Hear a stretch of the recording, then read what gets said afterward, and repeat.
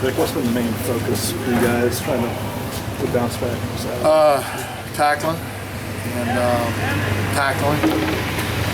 and getting to the ball. We're missing tackles at 30–40% clip. There wasn't any plays we didn't have somebody there technically. We weren't able to tackle people in space, and we made it hard on the guys in the back end.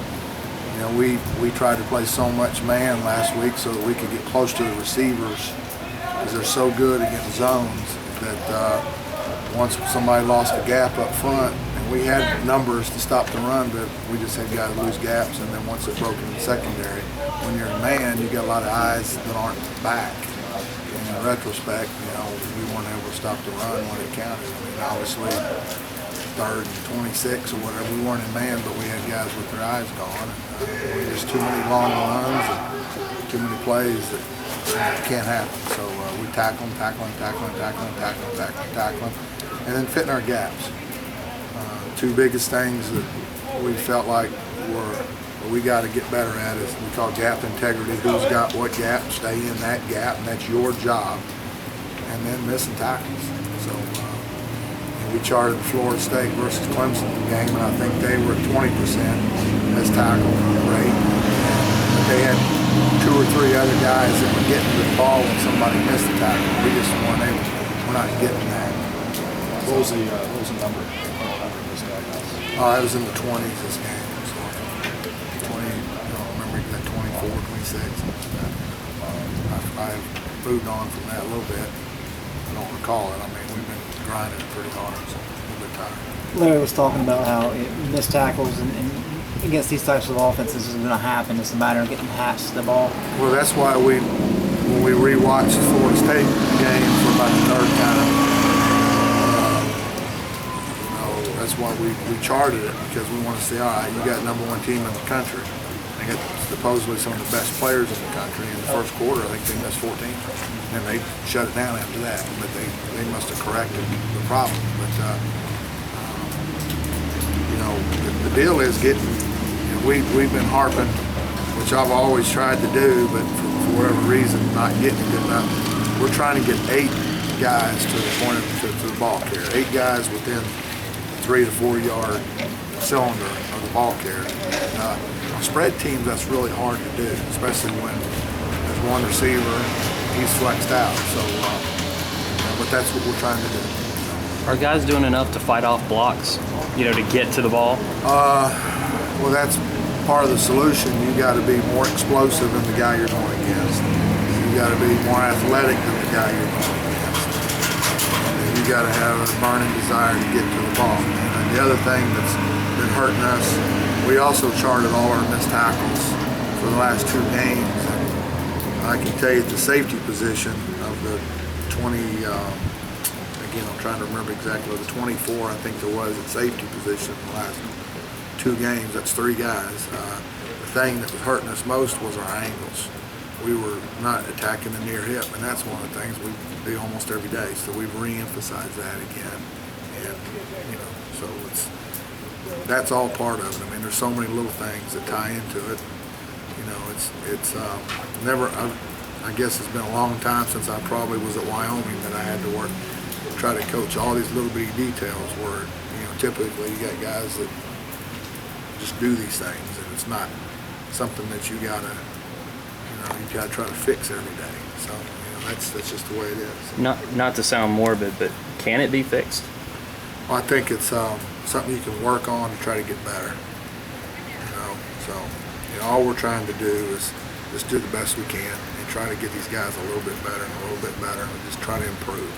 Because if we try to look so far in front that we're gonna trip over what's right in front of us. But we got so far to go, obviously. And the other problem is the confidence factor now, and so we got to deal with that.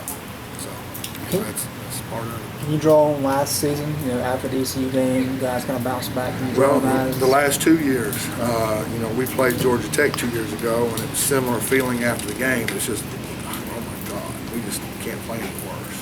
course, the guys we had out there in that game was similar to the way we played the second half. We had one nose guard left, one this left, and we didn't have any guys left. So it was similar in that respect. And we came back 4 days later or 5 days later, whatever, and played at Virginia and played okay. So I brought that up. And I brought that up that we just got to improve. We got so many young guys that if we don't keep just trying to get them better and get them better and get them better and just try to improve every day, then that we'll be doing them an injustice. So. Can tackling and issues, can that become more of a mental or a physical thing? I think sometimes, yeah. Sometimes guys overthink and they stop and they get, it's fear of failure, fear of getting hit, fear of hitting. We got some guys that's part of the reason why they struggle with tackling. And, you know, I don't think coaches can't fix that.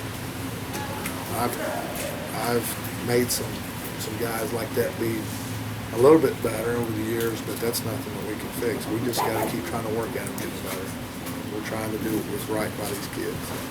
We've seen you pretty frustrated the last 2 years at various points. I tell you, I've had 3 of the worst games I can ever remember.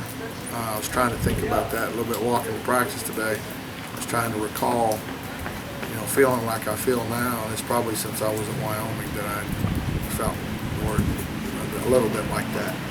So, you know, but, you know, our job is we have to achieve regardless of the circumstances. And, you know, and we're trying to do right by these kids and by the fans and by everybody else. And I can tell you, nobody cares about these guys more than we do. Nobody wants them to do well more than we do. Nobody's working harder or has any more desire to get them to succeed more than we do, because ultimately it affects us too. But the most important thing is now for these guys.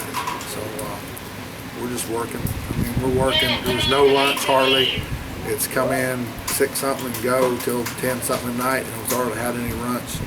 You know, this right now is slowing me down from going back and start preparing for tomorrow. So, you know, we're trying to work our way out of this. So I don't know anything else to do. What stands out to you about Clemson? You know what? Great fans. You know, I'm proud of Dabo. I always thought Dabo would be a good head coach because he's got some of the things that it takes. I thought it takes to be a head coach. I was wrong. He's been a great head coach. He's really done a fantastic job, and they've really taken off since he's been the head coach, and they're at a different level right now. And great fans, great people, and I don't have nothing but fantastic feelings about that place. I mean, it's a heck of a place and good people. Now, I mean, they're very passionate, and you know, I was hoping we would hit this game with a little more confidence than we have right now, but nothing to do about it. It is what it is. So. Thank you.